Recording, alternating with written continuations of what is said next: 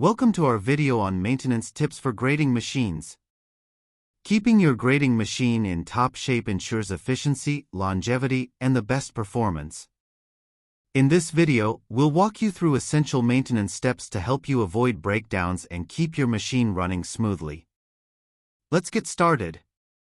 Regular lubrication. Keep all moving parts well lubricated to reduce friction and prevent wear. Use manufacturer-recommended lubricants. Tighten loose components. Frequently check for loose bolts, screws, and fittings, especially after extended usage. Sharpen or replace blades. Dull blades can reduce performance and increase risks. Sharpen them regularly or replace worn-out blades promptly. Check electrical components. Inspect power cords, switches, and connections to ensure they are free from damage or exposed wires. These maintenance practices not only improve machine safety but also extend its operational lifespan. If you are seeing this video for the first time, kindly subscribe to our channel and turn on the bell icon so you get to be notified whenever new videos drop.